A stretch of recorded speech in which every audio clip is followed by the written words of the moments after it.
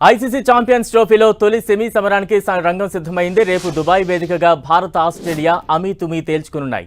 ఫైనల్కి వెళ్లేది నువ్వా నేనా అన్నట్లు పోటీ పడనున్నాయి. ఓవైపు 2023 వన్డే వరల్డ్ కప్ ఓటమికి ప్రతీకారం తీర్చుకోవాలని భారత ఆటగాళ్లు కసి మీద ఉన్నారు. ఇటు కంగారాలు కూడా ఈ మ్యాచ్ గెలిచి ఫైనల్కు అర్హత సాధించాలనే పట్టుదలతో కనిపిస్తున్నారు. ఈ ఇరు జట్లు సాదాసీదావి కావు, ఎవరూ తీసుకోరు. ఈ రెండు టీమ్స్ గ్రౌండ్లోకి అడుగు పెడితే పరుగుల వరద పారుతుంది. బంతులు కూడా ఎగరడం నేర్చుకుంటాయి. అలాంటి దిగ్గజాలు ఇప్పుడు పోటీ పడుతున్నాయంటే క్రికెట్ అభిమానులంతా ఉత్కంఠగా వెయిట్ చేస్తున్నారు. మరి ఈ సెమీ పోరులో నెగ్గేదెవరు, తగ్గేదెవరు? అసలు పిచ్ రిపోర్ట్ ఎలా ఉంది? వర్షం వచ్చే అవకాశం ఉందా? రోహిత్ శర్మ టాస్ గెలిస్తే ముందుగా బ్యాటింగ్ తీసుకుంటాడా, ఫీల్డింగ్ తీసుకుంటాడా? ఏది తీసుకుంటే మంచిది? దీనికి సంబంధించి చర్చించే ప్రయత్నం చేద్దాం. ప్రస్తుతం మనతో పాటు డిబేట్లో అందుబాటులో ఉన్నారు చంద్రశేఖర్ గారు, క్రికెట్ అనలిస్ట్. మరి కాసేపట్లో వై వెంకటేష్ గారు, స్పోర్ట్స్ అనలిస్ట్ కూడా మనతో పాటు డిబేట్లో జాయిన్ కాబోతున్నారు. చంద్రశేఖర్ గారు నమస్తే అండి. నమస్తే. రైట్, నిన్న అంటే మనం చూస్తూ ఉన్నాం, రేపు సెమీ సమరానికైతే ఒకవైపు ఆస్ట్రేలియా, భారత్ సిద్ధమైపోతూ ఉన్నాయి. ఆ రేపటి మ్యాచ్ ఎలా ఉంటుంది, వ్యూహాలు ఏ రకంగా ఇంప్లిమెంట్ చేయాలి, ఇవన్నీ మాట్లాడే ముందు నిన్నటి మ్యాచ్ న్యూజిలాండ్ మీద మంచి విక్టరీ సాధించింది. దాని గురించి క్లుప్తంగా మీ అనాలిసిస్ ఏంటి? స్పిన్నర్లు అంటే మొట్టమొదటి అసలు ఛాంపియన్స్ ట్రోఫీకి 5 స్పిన్నర్లను సెలెక్ట్ చేసినప్పుడు కొన్ని కనుబొమ్మలు పైకి లేచినటువంటి చూసాం మనం, ఎందుకు 5 స్పిన్నర్లను తీసుకెళ్తున్నారు అనేటువంటిది. సో నిన్న ఇట్ ఈస్ ప్రూవ్డ్, ఇండియా స్పిన్నర్లనే నమ్ముకొని వెళ్ళింది దుబాయ్ లోకి అనేటువంటిది. ఎందుకంటే Dubai wicket is known for it's slow Turner. Even match తర్వాత శాట్నర్ కూడా ఆ విషయాన్ని ఒప్పుకున్నట్టు. కాబట్టి అక్కడ ఉన్నటువంటి ఆ వికెట్ యొక్క ఆనుపాలను సరిగ్గా అర్థం చేసుకుంటూ మన బౌలర్లు చాలా అద్భుతంగా బౌలింగ్ చేశారు. పర్టికులర్ గా వరుణ్ చక్రవర్తి అవకాశం కోసం ఎదురు చూస్తూ ఉన్నాడు. ఒక్కసారి అతనికి అవకాశం వచ్చిన తర్వాత 5 వికెట్లతోటి భారత విజయాన్ని కన్ఫర్మ్ చేసినటువంటి మొట్టమొదటి of course Shreyas Iyer and Hardik Pandya నిజంగానే ఒక అక్షర్ పటేల్ ఒక మంచి భాగస్వామ్యాన్ని, ఆ తర్వాత ఫినిషింగ్ రోల్ హార్దిక్ పాండ్యా పోషించారు. సో దాంతో 250 ప్లస్ ఆ వికెట్ మీద 250 plus is always a winnowing total అనేటువంటిది డెఫినెట్ గానే మనం అనుకుంటూ ఉన్నాం. అలాగనే క్లోజ్ టు దట్ 250 ఒక మంచి విన్నింగ్ టోటల్ అయింది. దానికి మన స్పిన్నర్లు పర్టికులర్ గా సహకరించినటువంటి వికెట్ నుంచి అచ్చమైనటువంటి అవకాశాన్ని అందిపుచ్చుకొని అద్భుతమైనటువంటి విజయాన్ని అందజేశారు. ఎందుకంటే మనకి one of the toughest rivalry ఎవరైనా ఉన్నారు అంటే కనుక న్యూజిలాండ్. ఈవెన్ యాక్చువల్ గా ఇండియాని 3-0 తోటి ఏకైక టెస్ట్ సిరీస్ నే ఓడించినటువంటి ఇది. అందుకని అలాంటి న్యూజిలాండ్ మీద సాధించినటువంటి విజయం is always very very grateful. Right Chandrashekhar, అంటే రేపటి సెమీ సమరానికైతే అందరూ చాలా ఉత్కంఠగా ఎదురు చూస్తూ ఉన్నారు. పరుగుల వరద పారడం ఖాయమంటూ కూడా పెద్ద ఎత్తున చర్చ అయితే అభిమానుల నుంచి వినిపిస్తూ ఉంది. ఇప్పటికే ఈ ఐసీసీ ఛాంపియన్స్ ట్రోఫీలో వరుస విజయాలతో భారత్ దూసుకుపోతోంది. రేపటి మ్యాచ్కి సంబంధించి ఎటువంటి ఎక్స్పెక్టేషన్స్ ఉన్నాయి? రేపటి ఆట తీరు ఏ రకంగా ఉండే ఛాన్సెస్ ఉంటాయంటారు? ఒక రకంగా అంటే పర్సనల్ గా నేనైతే కనుక సౌత్ ఆఫ్రికా వచ్చుంటే బాగుండేదేమో మన అపోనెంట్ గా అని చెప్పేసి అని అనుకున్నాను నేను. బికాస్ తొందరగా ఒత్తిడికి లొంగిపోయేటువంటి టీం సౌత్ ఆఫ్రికా. బట్ అదే ఆస్ట్రేలియాని కనుక చూసినట్లయితే మొట్టమొదట లీగ్ ఫేసుల్లో మనం ఐసీసీ ఈవెంట్స్ అన్ని చూస్తూనే ఉన్నాం మొదటి నుంచి కూడాను. Even right from Steve Waugh captaincy కావచ్చు, Ricky Ponting captaincy, for that matter Allan Border కావచ్చు, ఏదైనా సరే. అంటే ఆ తర్వాత ఇప్పుడు stand in captain Steve Smith కావచ్చు. మొత్తం మీద మొదటలో వాళ్ళు యాక్చువల్ గా చాలా సాదాసీదా జట్టులా కనబడుతుంది. Once they reach in to the knockout phase a different team గా కనబడుతుంది. ఈవెన్ ఇంగ్లాండ్ మీద లీగ్ ఫేజ్ లో 350 చేస్తూ 352 రన్స్ సాధించినటువంటి విజయం. ఇంగ్లాండ్ లో పుట్టి అక్కడ అవకాశం లేక ఆస్ట్రేలియాకి ఆడుతున్నటువంటి ఇంగ్లీషే వాళ్ళకి చుక్కలు చూపించాడు. సో అలాంటిది అంటే 350 చేయగలం మేము అనేది ఆల్రెడీ ఈ టోర్నమెంట్ లో వాళ్ళు ప్రూవ్ చేస్తున్నారు. సో ఎప్పుడు కూడా బలమైనటువంటి ప్రత్యర్థి ఆస్ట్రేలియా. ఈవెన్ వాళ్ళకి యాక్చువల్ గా హ్యాజిల్వుడ్, కమిన్స్, స్టార్క్ ఇలాంటి కీలకమైనటువంటి బౌలర్లు లేకపోయినా కూడా the way they are handling the pressure and situation. So compare చేస్తే కనుక ఆస్ట్రేలియా మనకి ఎప్పుడు కూడా బలమైనటువంటి ప్రత్యర్థి. ఈవెన్ వరల్డ్ టెస్ట్ ఛాంపియన్షిప్ లో అదే ప్రూవ్ అయింది. Last 50 over format world cup లో మనకి అది ప్రూవ్ అయింది. ఆ 2 చోట్ల మన ఇబ్బంది పెట్టినటువంటి ట్రావిస్ హెడ్ మంచి ఫామ్ లో ఉన్నాడు. రైట్, అంటే సార్ ఇప్పుడు అభిమానుల నుంచి కూడా అదే చర్చ నడుస్తోంది. మనల్ని ఇబ్బంది పెట్టిన ఆస్ట్రేలియాని రేపు మనం ప్రతీకారం తీర్చుకోబోతున్నామా? ఖచ్చితంగా ప్రతీకారం తీర్చుకోవాలి. ఎందుకంటే 2023 వరల్డ్ కప్లో ఫైనల్లో ఆస్ట్రేలియా మనల్ని ఓటమి పాలు చేసింది. దానికి ఖచ్చితంగా ప్రతీకారం రేపు ఉండాలి అంటూ కూడా చాలామంది సోషల్ మీడియా వేదికగా అభిమానులు పెద్ద ఎత్తున చర్చించుకుంటూ ఉన్నారు. ఇది ఎంతవరకు సాధ్యమయ్యే అవకాశం ఉంటుంది? ఆస్ట్రేలియాతో మ్యాచ్ అనగానే కొంత ఒత్తిడి కూడా ఉంటుంది. దీన్ని ఎలా అధిగమించే ఛాన్సెస్ ఉన్నాయంటారు? You are right. ఆస్ట్రేలియా అన్న వెంటనే డెఫినెట్ గా ప్రెషర్ అనేటువంటిది అందరికీ ఉంటుంది. ఎందుకంటే మనకి బలమైనటువంటి ప్రత్యర్థి, అదే లాస్ట్ బాల్ దాకా కూడా ఆశల్ని వదులుకోకుండా పోరాడేటువంటి తత్వం ఉన్నటువంటి one of the best fighting spirit ఉన్న టీమ్ ఆస్ట్రేలియా. సో కాబట్టి ఆస్ట్రేలియా ప్రత్యర్థి అన్నప్పుడు మనకు ఆ ఒత్తిడి అనేటువంటిది గ్యారెంటీగా ఉంటుంది. అట్లాగనే మీరు ఇందాక చెప్పినట్టుగానే 2023 వరల్డ్ కప్ ఫైనల్స్ కావచ్చు, even world test championship finals కావచ్చు, వీటిల్లో మనని ఓడించినటువంటి టీం అది. సో అందుకని దానికి బదలా తీర్చుకోవాలి అని డెఫినెట్ గా టీమిండియా ఎక్స్పెక్ట్ చేస్తూనే ఉంటుంది. ఎందుకంటే ఆ తర్వాత రెండో సెమీఫైనల్స్ చూస్తే కనుక సౌత్ ఆఫ్రికా కావచ్చు, లేకపోతే న్యూజిలాండ్, ఆ రెండిట్లో ఏ టీం వచ్చినా కూడా మనకి ఇబ్బంది లేనటువంటి విషయం. కంపేరిటివ్ గా ఆస్ట్రేలియాతో చూస్తే కనుక మిగిలినటువంటి రెండు టీంలు ఓకే. సో అందుకని ఎట్లయినా ఈ గండాన్ని గడిచి ఫైనల్స్ కనుక వెళ్ళేట్లయితే డెఫినెట్ గా కప్పు మనదే అనేటువంటి కాన్ఫిడెన్స్ తోటి రోహిత్ సేన ఉంది. ఈవెన్ ఇండియా క్రికెట్ అభిమానులు కూడా అదే ఎక్స్పెక్టేషన్స్ తోటి ఉన్నారు. కాబట్టి రేపు సరైనటువంటి వ్యూహాలతోటి వెళ్లాల్సినటువంటి అవసరం ఉంది. బౌలింగ్ విషయంలో కావచ్చు, ఐ థింక్ న్యూజిలాండ్ తోటి లాస్ట్ లీగ్ ఫేస్ లో ఏ టీం అయితే ఆడిందో, ఎందుకంటే వరుణ్ చక్రవర్తి ప్రూవ్డ్ హిమ్సెల్ఫ్. సో అందుకని సేమ్ కాంబినేషన్ తోటి వెళ్లేటువంటి అవకాశం కూడా ఉంది. అంటే ఆస్ట్రేలియాను ఢీ కొనాలంటే ఏ విభాగాల మీద ఎక్కువగా ఫోకస్ చేయాల్సిన అవకాశం ఉంది? టీమ్ ఫార్మేషన్ ఏ రకంగా ఉండాలంటారు? First of all whether you field first or bat first, ఏదైనా ఉంది అంటే కనుక మనం బౌలింగ్ చేసేటప్పుడు పవర్ ప్లే లో ట్రావిస్ హెడ్ ని కనుక కంట్రోల్ చేయగలిగేట్లయితే మాత్రం డెఫినెట్ గా you won the game. 50% game గెలిచినట్టే చెప్పుకోవచ్చు. ఎందుకంటే ఇప్పుడు కూడా ఇండియా మీద ట్రావిస్ హెడ్ రికార్డు చాలా చాలా అద్భుతంగా ఉంది. ఆ తర్వాత స్టీవ్ స్మిత్ కి ఇండియా మీద మంచి రికార్డు ఉన్నా కూడా ఓవరాల్ గా ఇది ఇప్పుడు అతను అంత ఫామ్ లో లేడు కాబట్టి అంత ఇది లేదు. బట్ ఇంగ్లీష్ లాంటి వాళ్ళు, క్యారీ లాంటి వాళ్ళు డెఫినెట్ గా ఒత్తిడికి ఈల్డ్ అయ్యేటువంటిది ఉంది. కాబట్టి ట్రావిస్ హెడ్ మనకి మెయిన్ ఇది ఉంటాడు. సో ట్రావిస్ హెడ్ ని ఎంత తొందరగా అవుట్ చేయగలిగేట్లయితే అంత మంచిది. ఆ తర్వాత ఇంకొస్తున్నటువంటిది ఏంటి అంటే, ఒకవేళ అంటే ఫ్రేజర్ కనుక ప్లేయింగ్ 11 లో వచ్చేట్లయితే he knows for his attacking game. So అందుకని ఆ మాథ్యూ షార్ట్ అందుబాటులో ఉన్నాడా లేదా అనేటువంటిది, మాథ్యూ షార్ట్ ప్లేస్ లో కనుక ఒకవేళ ఫ్రేజర్ ని కనుక తీసుకున్నట్లయితే అతన్ని కూడా అంటే పవర్ ప్లే ని కొంచెం పకడ్బందీగా బౌలింగ్ చేయాల్సినటువంటి అవసరం ఉంది. సో దానికి ఇంతకు ముందు కూడా మన ఛానల్లోనే డిబేట్స్ లో చెప్తూ ఉన్నాను నేను ఎప్పుడు కూడాను, దుబాయ్ వికెట్ మీద Hardik Pandya will be the key bowler కొత్త బాల్ తోటి.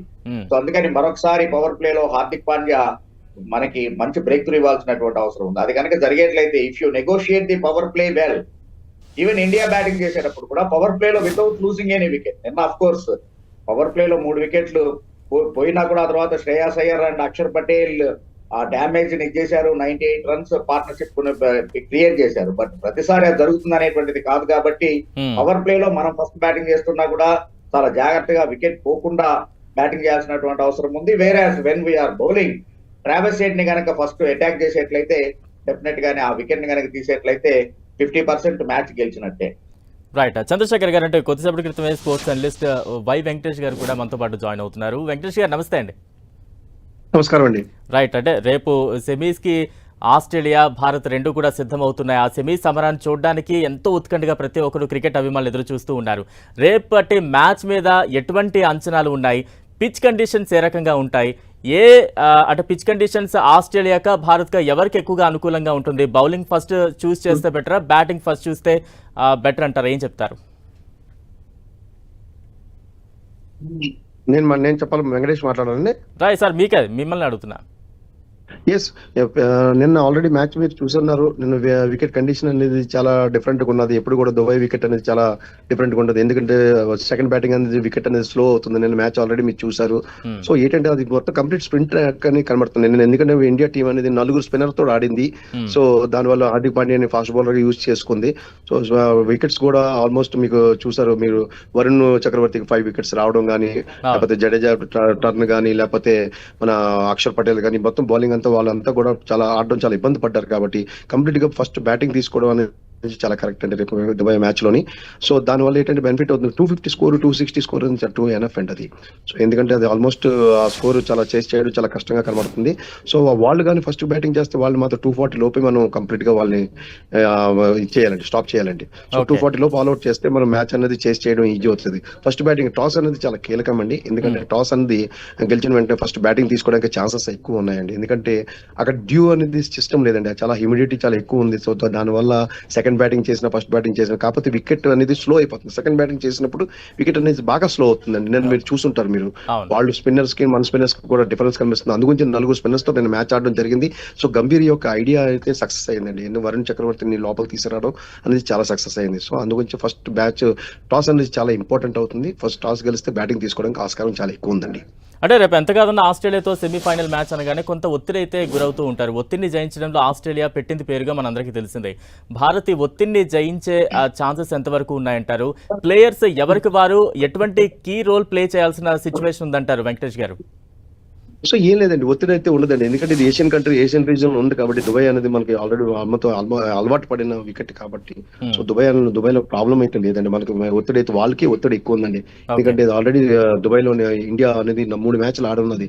సో ఫుల్ గా అట్మాస్ఫియర్ కానీ సిచ్యుయేషన్ కానీ ఫుల్ అలవాటు పడిపోయి ఉంది. ఆస్ట్రేలియా అయితే పాకిస్తాన్ లోని ఎక్కువ మ్యాచ్లు ఆడడం జరిగింది. ఇవాళ దుబాయ్ లో వచ్చి ఆడడం వల్ల ఫస్ట్ టైం ఆడడం రావడం వల్ల వాళ్ళకి ఒక డిసడ్వాంటేజ్ అయితే కనబడుతుందండి. సో ఇందులో ఏంటంటే ఇండియాకి ఛాన్సెస్ ఎక్కువ ఉన్నది, వాళ్ళు ఒత్తిడిలో ఉంటారండి ఆస్ట్రేలియా. సో దానివల్ల ఏంటంటే ఫస్ట్ బ్యాటింగ్ చేసి మనం రోహిత్ ఫర్ ఎగ్జాంపుల్ తీసుకుని బ్యాటింగ్ లైన్ కూడా చాలా బాగుంది. ఆల్మోస్ట్ నేను 30 for 3 వికెట్స్ పడినా కూడా స్కోర్ 250 తీసుకోవడం. శ్రేయస్ అయ్యర్ ఫుల్ ఫామ్ లో ఉన్నాడు, కేఎల్ రాహుల్ ఫామ్ లో ఉన్నాడు, కోహ్లీ అనేది మంచి క్యాచ్ పట్టడం వల్ల అవుట్ అవడం వల్ల జరిగింది తప్ప మొత్తం టీం అంతా మొత్తం కంప్లీట్ ఫామ్ లో ఉంది. కాకపోతే రోహిత్ శర్మ కొంచెం ఇంకా అటాకింగ్ అనేది స్టార్ట్ చేస్తే స్టార్టింగ్ సో మనకి మంచి స్కోర్ వచ్చే ఛాన్సెస్ ఉన్నాయండి. సో ఇండియా అయితే ఒత్తిడిలో అయితే లేదండి, ఫుల్ కాన్ఫిడెంట్ తో మ్యాచ్ ఆడుతుందండి. రైట్ వెంకటేష్ గారు, అంటే ఆస్ట్రేలియా టీంలో బలహీనతలు ఏమేమి ఉన్నాయి, వాటిని అనుకూలంగా భారత టీం ఏ రకంగా ఉపయోగించుకోగలుగుతుందంటారు? సో వాళ్ళ టీం వాళ్ళు కూడా తక్కువ అంచనాకు లేదు. ట్రావిస్ హెడ్ కానీ లేకపోతే స్మిత్ కానీ మ్యాక్స్వెల్ వీళ్ళందరూ కూడా మంచి బ్యాట్స్మెన్లు ఉన్నారని. వాళ్ళు కూడా ఏంటంటే ఐపీఎల్ మ్యాచెస్ దుబాయ్ లో కూడా చాలా మంది ఆడున్నారు. వాళ్ళకి కూడా దుబాయ్ వికెట్ మీద అలవాటు పడి ఉన్నారు కాబట్టి వాళ్ళు బాగా ఆడతారు. వాళ్ళని మనం తక్కువ అంచనా చేయడానికి లేదండి. ఎందుకంటే ఒకటి ఏంటంటే ఐసీసీ ట్రోఫీ అనగానే సో ఇప్పుడు కూడా మన మీద వాళ్ళకి ఎక్కువ అడ్వాంటేజ్ తీసుకున్నారు ఇప్పుడు వరకు మ్యాచ్లు చూస్తుంటే. సో అందువల్ల ఏంటంటే వాళ్ళకి ఛాన్సెస్ ఎక్కువ ఉన్నాయండి, బాగా ఆడతారు. కాకపోతే కాన్ఫిడెన్స్ లెవెల్లో ఏంటంటే ఇండియా అనేది 3 మ్యాచ్లు ఇక్కడ ఆడింది కాబట్టి అది కాకుండా 3 మ్యాచ్లు గెలిచింది. నేను న్యూజిలాండ్ మీద, పాకిస్తాన్ మీద, బంగ్లాదేశ్ గెలిచున్నది. ప్లస్ ఆడియన్స్ కూడా కంప్లీట్ గా ఇండియన్ సపోర్ట్ ఉన్నది. మొత్తం ఇండియాకి అయితే కంప్లీట్ గా ఫేవర్ కనబడుతుందండి. సో వాళ్ళ టీం ని మనం కమిన్స్ లేకపోతే స్టార్ కానీ వాళ్ళు ఫాస్ట్ బౌలింగ్ వాళ్ళైతే అటాకింగ్ అయితే బాగుంది. కాకపోతే దుబాయ్ వికెట్ అనేది ఆ ఫాస్ట్ ట్రాక్ కాదు. సో మనకి దాని వల్ల అడ్వాంటేజ్ అయితే ఛాన్స్ ఉంది. వాళ్ళకి స్పిన్నర్స్ 2 ఇద్దరు ఆడడానికి ఛాన్సెస్ ఉన్నాయి. సో దాని అడ్వాంటేజ్ కొంచెం చూసుకుంటే మనకు ఆల్మోస్ట్ స్టార్టింగ్ అంతా కూడా అటాకింగ్ స్టార్ట్ చేసిన తర్వాత స్పిన్ స్లో అవుతుంది అనుకోండి, వాళ్ళు యొక్క బౌలింగ్ కూడా అటాక్ కూడా బాగుంది వాళ్ళది కూడా. సో దాని మీద అడ్వాంటేజ్ అయితే ఇండియాకి ఛాన్సెస్ ఎక్కువ ఉన్నాయండి. సో అది ఎందుకంటే అందరూ కూడా టీం కంప్లీట్ కూడా 1 to 7 వరకు బ్యాటింగ్ లైన్ ఫుల్ ఫామ్ లో ఉన్నారండి. ఈవెన్ అక్షర్ పటేల్ కూడా బ్యాటింగ్ స్కోర్ కూడా చేస్తున్నాడు, మంచి ఆల్రౌండర్. అజయ్ జడేజా కూడా మనకి మొత్తం కంప్లీట్ గా జడేజా కూడా కంప్లీట్ గా మంచి ఫామ్ లో ఉన్నారు. సో దీనివల్ల ఏంటంటే మనకి ఆల్రౌండర్స్ హార్దిక్ పాండ్యా ఆల్రౌండర్స్ ఎక్కువ ఉన్నారు కాబట్టి మనకి మంచి ఛాన్సెస్ ఎక్కువ ఉన్నాయండి. వాళ్ళ మీద ఒత్తిడి పెట్టడానికి ఛాన్స్ ఉన్నాయండి. వాళ్ళ వీక్ పాయింట్స్ అయితే కంప్లీట్ ఇండియాకి తెలిసండి పొజిషన్ అంతా. రైట్ చంద్రశేఖర్ గారు, అంటే గతంలో భారత్ ఆస్ట్రేలియా మ్యాచెస్ని ఒకసారి మనం అబ్జర్వ్ చేసినట్టయితే ఎవరిది ఎక్కువగా పై చేయి ఉంది, మరియు ముఖ్యంగా కీలక దశలో ఎవరు ఎక్కువగా పై చేయి సాధిస్తూ వస్తున్నారు?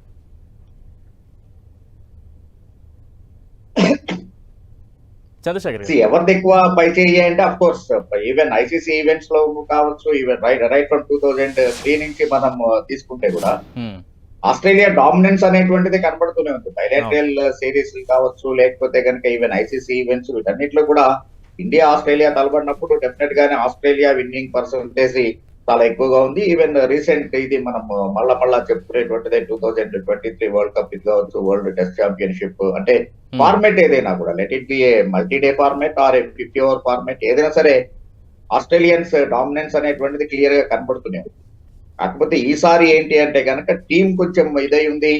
ఆస్ట్రేలియా టీమ్ లో కావాల్సినటువంటి అసలైనటువంటి మ్యాచ్ విన్నర్లు 3 బౌలర్లు లేకపోవడం అనేటువంటిది డెఫినెట్ గా దట్ బికమ్స్ అండ్ హ్యాండిక్యాప్. అందుకనే ఇంగ్లాండ్ మీద 350+ స్కోర్ వాళ్ళు కన్సీడ్ చేశారు అంటేనే అర్థం అవుతుంది. ఇంకొక వైపు చూస్తే కనుక మన మీడియం పేస్ తో పాటుగా అటు ఈవెన్ మన స్పిన్ అటాక్ చాలా బలంగా ఉండటం, వాళ్ళకి యాడమ్ జంపా అండ్ మ్యాక్స్వెల్ ని మినహాయిస్తే కనుక మనం పేరు చెప్పడానికి సరిపోయేటువంటి ఈస్ ద మ్యాచ్ విన్నర్ అని చెప్పేటువంటి బౌలర్లు లేకపోవడం, దుబాయ్ వికెట్ డెఫినెట్ గానే అది స్పిన్నర్లకి స్లో టర్నర్ గా ఉండేటువంటి పరిస్థితులు, అలాంటి బౌలర్లు వాళ్ళకి లేకపోవడం, ఆ విషయంలో మనకి ప్లస్ పాయింట్ ఉండటం. సో ఇవన్నీ గత చరిత్రని తుడిపేసేటువంటి ఇదిగా మనకి ఒక పాజిటివ్ సిగ్నల్స్ గా మనం భావించవచ్చు. మోరోవర్ ఈవెన్ యాక్చువల్ గా గెల్ ఆఫ్ కోర్స్ శుభ్మన్ గిల్ నిన్న ఫెయిల్ అయి ఉండొచ్చు కాక, బట్ శుభ్మన్ గిల్ మంచి ఫామ్ లో ఉండటం, ఆల్రెడీ ఒక సెంచరీ చేసి ఉన్నాడు. Virat Kohli is already 300 ODIs ఆడినటువంటి ఒక రికార్డు, ఆ కాన్ఫిడెన్స్ లెవెల్ తోటి ఉన్నాడు. రోహిత్ శర్మ కావాల్సినటువంటి ప్లాట్ఫామ్ ఇస్తున్నాడు. ఇక్కడ చెప్పుకోవాల్సినటువంటిది ఏంటంటే రోహిత్ శర్మ ఫామ్ గురించి పెద్ద డిస్కషన్ జరుగుతూ ఉంటుంది, కానీ రోహిత్ శర్మ చూస్తే కనుక నాకు సహజంగా త్రివిక్రమ్ శ్రీనివాస్ డైలాగ్ గుర్తొస్తూ ఉంటుంది. వర్షాకాలం అనేటువంటిది 2 నెలలే ఉంటుంది, బట్ సంవత్సరానికి కావాల్సినటువంటి ఆ నీటిని అందిస్తుంది, పంటని అందిస్తూ ఉంటుంది. సో కాబట్టి రోహిత్ శర్మ వేస్తున్నటువంటి ఫౌండేషన్, ఈవెన్ నిన్న అతను వేసినటువంటి ఆ 6 ఒక 4 అంటే ఆ ఫౌండేషన్ అనేటువంటిది తర్వాత వచ్చేటువంటి బ్యాట్స్మెన్ కి ఒక కాన్ఫిడెన్స్ ని క్రియేట్ చేస్తుంది, బౌలర్ ని డిమారలైజ్ చేస్తుంది, అపోనెంట్ బౌలర్ ని. సో ఆ రకంగా రోహిత్ శర్మ కూడా తన బిట్ ఏది ఉందో దాన్ని క్లియర్ గానే ఆడుతూ ఉన్నాడు.